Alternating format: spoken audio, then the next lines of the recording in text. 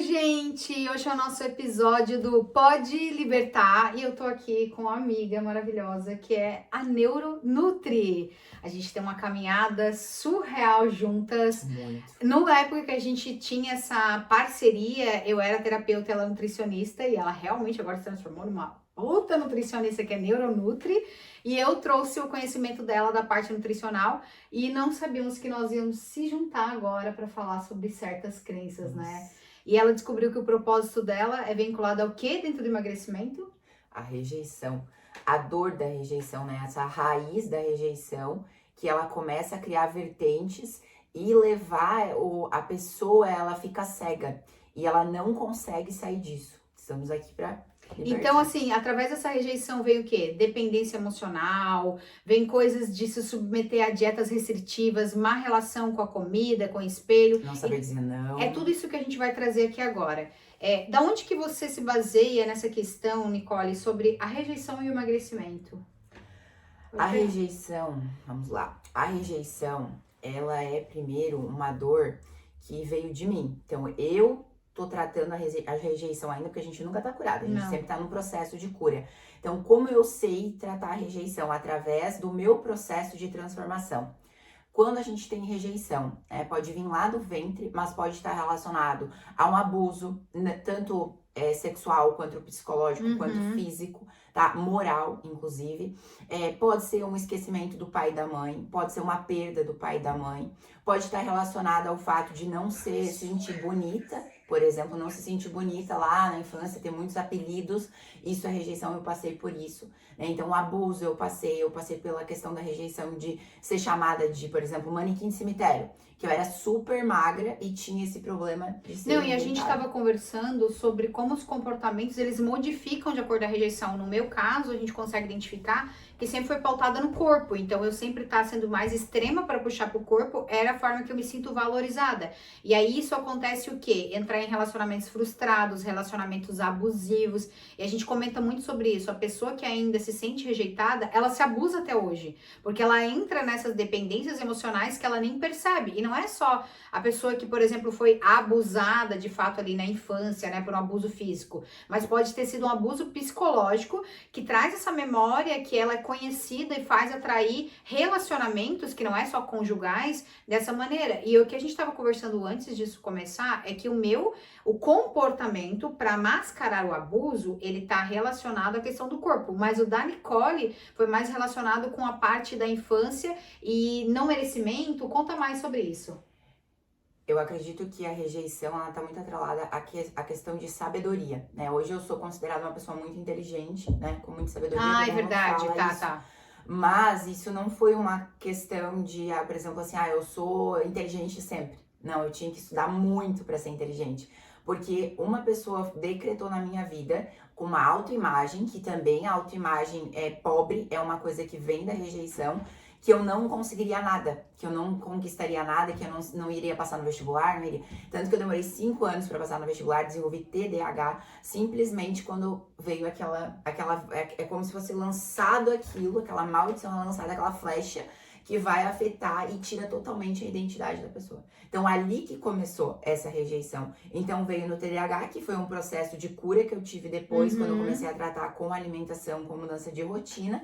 E aí eu entendi que, na verdade, não se tratava de, por exemplo, inteligência ou sabedoria, mas se tratava de uma dor que eu carregava que limitava chegar até ali. E hoje eu não limito nada nessa questão de inteligência, porque eu consegui sair dessa questão da rejeição. E a rejeição traz muita insegurança. Então, a insegurança que eu tinha, como se eu fosse ter bloqueado de nunca mais se sentir insegura. Ela não falava assim, tá?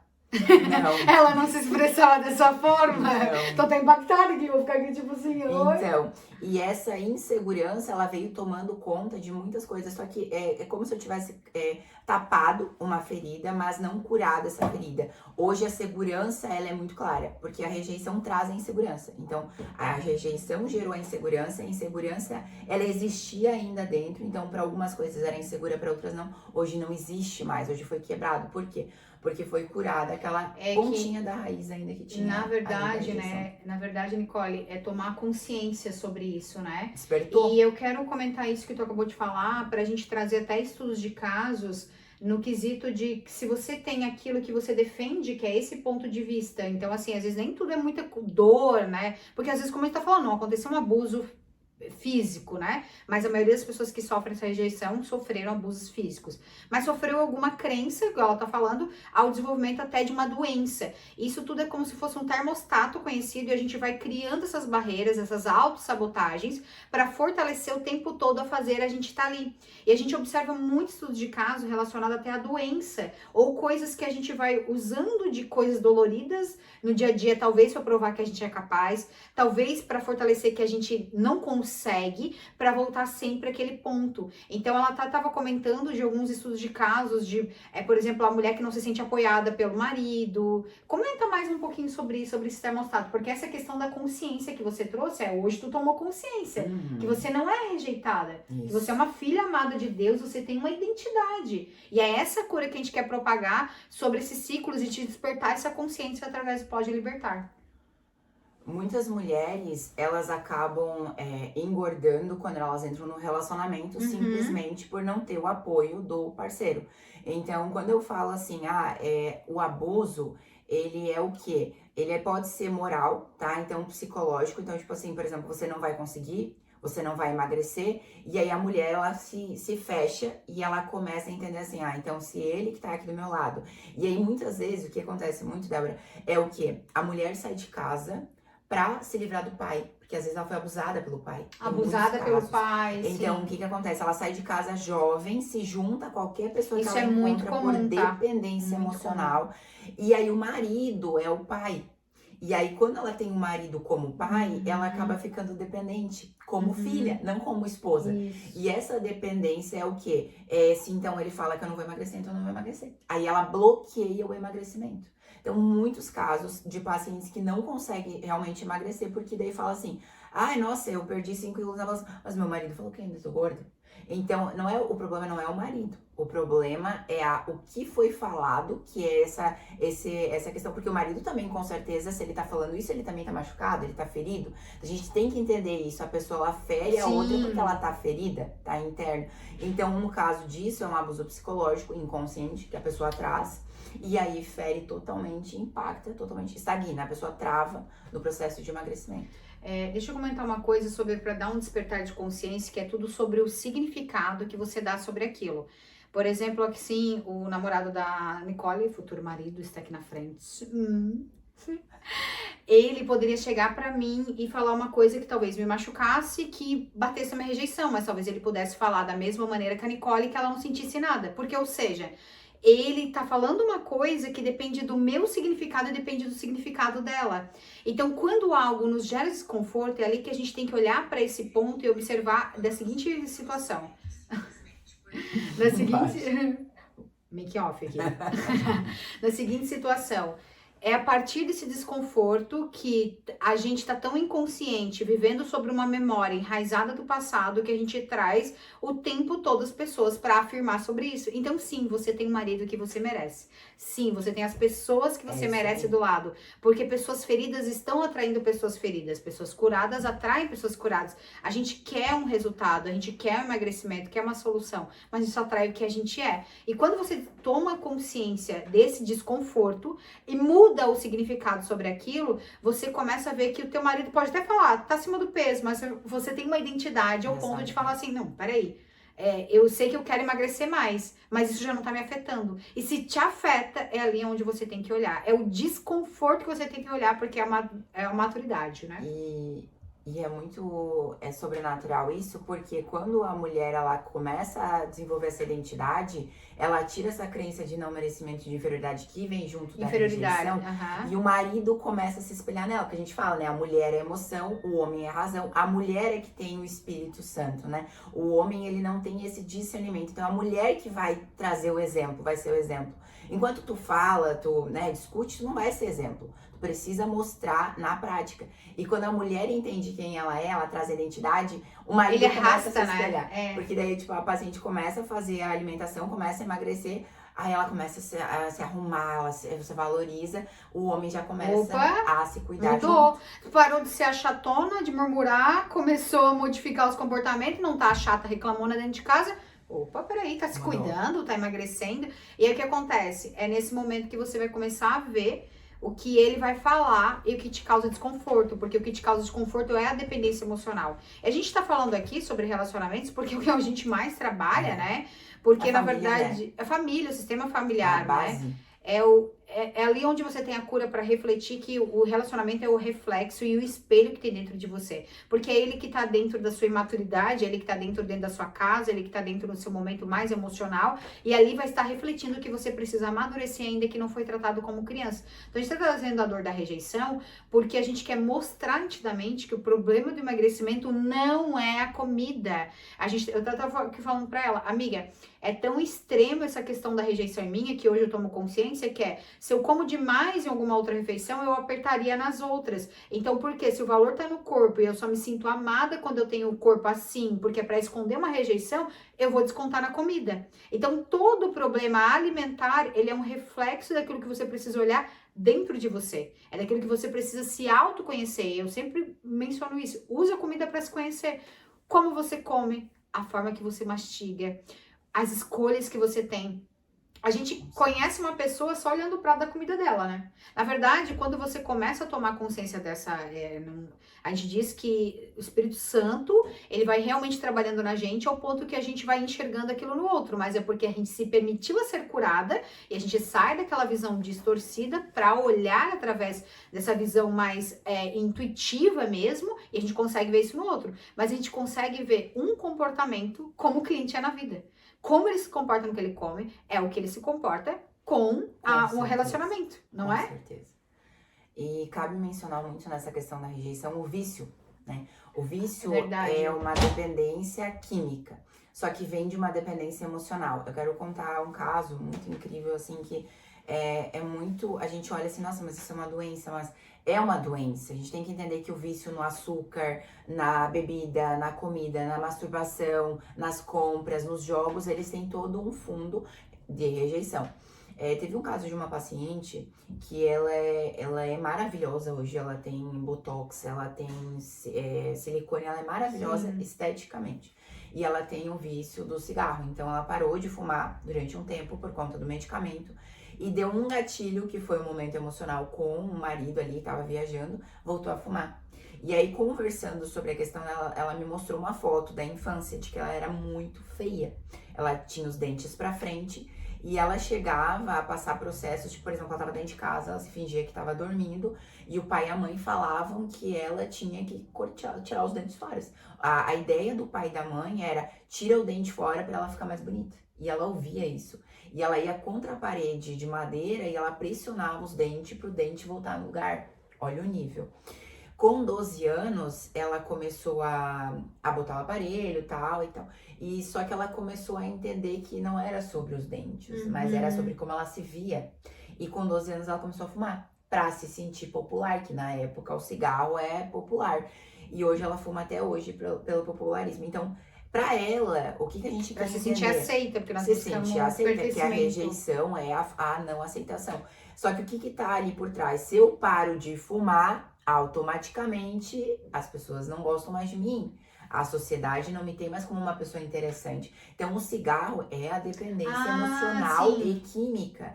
Então, a mesma coisa que a gente tem do marido ou do filho, né? Que a gente acaba se tornando, às vezes, mãe do marido, né? Ou pai do filho, assumir o lugar do pai.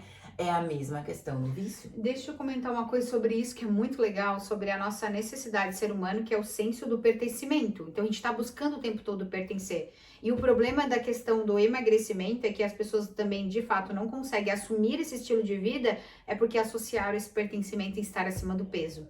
É confortável porque traz alguma coisa do registro do sistema familiar. Toda família foi gordinha, todo mundo come dessa forma, e como é que agora, do nada, eu vou ter uma identidade, eu vou ser diferente, eu vou ter escolhas diferentes. Então, eu volto, o que ela acabou de trazer, é muito claro, eu já percebi muitas coisas até na minha vida e na dela, a gente tem também esses processos para trazer isso de consciência, o quanto aquele gatilho, aquelas pessoas te levam a criar aqueles ambientes e que você faz coisas que você naturalmente não queria fazer, mas você tá ali você começa a perceber que essas pessoas estão te estimulando para aquilo. Por quê? Porque ali você se sente pertencente. Então, se a crença da rejeição é sentir aceito, aonde eu me sinto pertencente, eu me sinto aceito. Então, a grande dificuldade, como a gente trabalha muito esse nível de consciência, que não é uma dificuldade, quando a pessoa desperta, é sair de estar acima do peso para ser magro, porque ela tem um senso de pertencimento por estar acima do peso. O quanto que você ganha em estar ali? Porque uma coisa eu falo, todo mundo quer ser magro, porque acha que os problemas vão acabar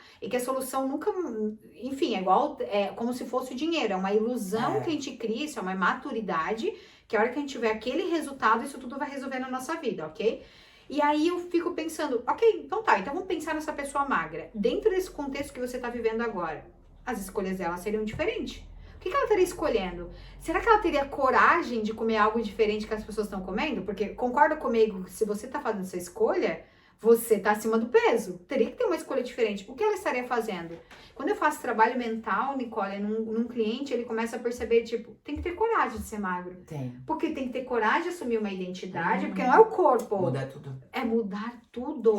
É mudar as crenças, escolhas. E permanecer naquela mudança, né? Muita gente quer emagrecer, mas muita gente não quer viver o estilo de vida. Eu sempre falo, você tá pronto pra viver isso, porque você vai ter que abandonar. É que nem quando a gente se batiza, tem que abandonar o que é do mundo e se tornar o espírito. Então, é a mesma coisa, só que muitas vezes a pessoa não tá preparada. E o que cabe a gente salientar aqui, que é a questão do peso, é muitas vezes pra ser vista, pra ser protegida. Claro, quantas vezes pra eu se ia sentir ver? protegida, pra se sentir forte. Peso é força, né? Então, a gente tem vários exemplos de pacientes que é isso. Então, por isso e que magreza é é aceitação. Então, assim, peso é proteção e magreza é aceitação. Então, eu vivo nessa busca e não consigo. Não consegue. Vai lá, emagrece e o corpo retorna. Porque a memória, peraí, tá desprotegida? Entendeu? Começa a retornar. Quem aqui? Comenta depois aqui embaixo o efeito sanfona que você vive. Que você vai lá, alcança e depois retorna pro ponto inicial. E a gente tem que entender que a gente já foi aceito. Essa questão de, tipo assim, Jesus, ele morreu por nós, ele não tinha nada. Ele não cometia nada, ele era perfeito, ele simplesmente morreu em nosso benefício. Então a gente já é aceito, a gente já é precioso, a gente já é aprovado. Por que eu fico ouvindo a consciência e as outras pessoas me trazendo essa autoimagem que não é minha? E aí carregar isso é o que faz ficar acima do peso.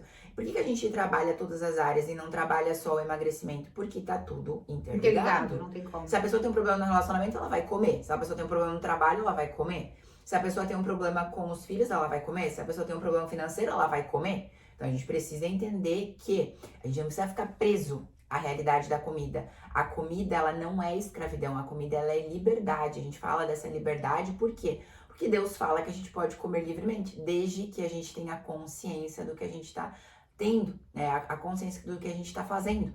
Então, quando a gente desperta a consciência, peraí, mas por que eu vou fazer isso? Por que eu vou fazer aquilo? Será que isso realmente é o que eu quero agora? Ou será que isso é só para preencher? Ou porque, por exemplo, teve um exemplo agora essa semana. A paciente, ela comeu bolo, brigadeiro e tal, porque ela estava se sentindo pressionada nas redes sociais. Porque ela é uma figura pública. E as pessoas começaram a cair em cima dela. Então, ela tem uma dependência das redes sociais. Só que quem eram as redes sociais? Quem eram as pessoas, os haters? Era o pai. Então, como ela tinha essa rejeição do pai, reflexo que foi das pessoas que estavam criticando ela, começou a comer descontroladamente.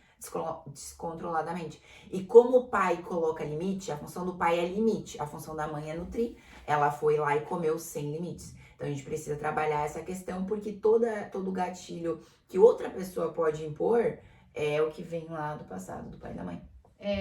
Esses ambientes de gatilhos, na verdade, é tudo que só o que eu falei agora, né? É o significado que você tem dentro de você e você tá o tempo todo, como é um espelhamento, tá refletindo aquilo que é para fortalecer. E isso é uma necessidade de controle. Então, quando a gente não tá na nossa identidade, mulheres principalmente, estão muito fora disso, é quando algo sai do controle, que é algo só mental, ela vai descontar aquilo de fato na comida. Então, esse exercício que a gente está promovendo aqui de consciência é uma autoanálise. Você tem que usar a rotina para se conhecer. Eu bato muito na tecla de liberdade na rotina, é ter disciplina. A Nicole traz essa mensagem de uma outra forma, mas é a mesma coisa, que é assim, O processo de emagrecimento que vai dar certo é o que respeita a sua individualidade, é o que respeita a sua fase atual, é o que respeita realmente você ser congruente e saber o que você está disposto e o que precisa curar primeiro. Às vezes a gente acha que está perdendo ao não fazer aquilo naquele momento, ou talvez vai achar que está engordando, mas na verdade é ali que está a cura, porque você vai começar a analisar, peraí,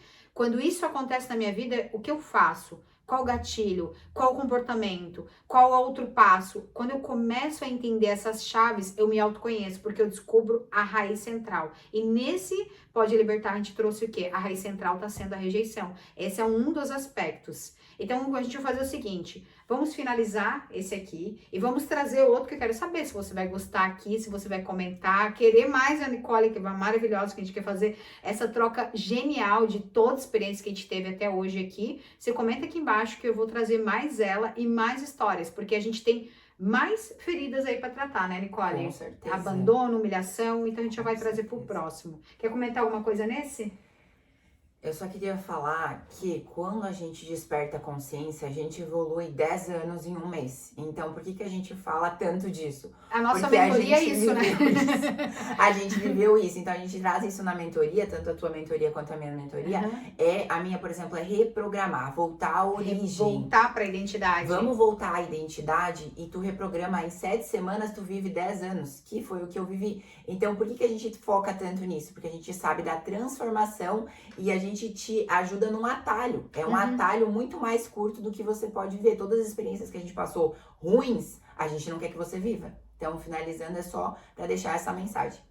E esse é o papel do mentor, né? Tudo que a gente passou na praia. A gente estava comentando isso, algo bem pessoal, falar quanto tempo que a gente está debatendo isso, quanta coisa que nós já discutimos entre nós, que a gente achava assim que a nossa amizade ia acabar, muita coisa, e nós estávamos trabalhando exatamente nesse apartamento que a gente morou juntas aqui, quantas mulheres vieram sendo curadas aqui, quantas revelações que foi no chão dessa sala, e a gente estava hoje tipo assim, amiga, chegou o tempo certo, né? Deus prepara as coisas no tempo certo, só que nada é do nada. Só que o papel do mentor é esse. Ele vai acelerar aquilo para você, te dar essa visão, mostrar que ele também já esteve aí nesse lugar e te levar para onde a gente já quer estar, que é só o começo do que há de vir para nós, amiga. Nossa, meu Deus, só o começo. Então, ó, não esquece, tá? Não vai cair o dedinho, curta aqui, comenta aqui embaixo e compartilha até o nosso próximo Pode. A gente fazer uma vinheta assim, ó. Eu vou falar, pode você libertar. Libertar. Vamos finalizar aqui, então. Pode libertar!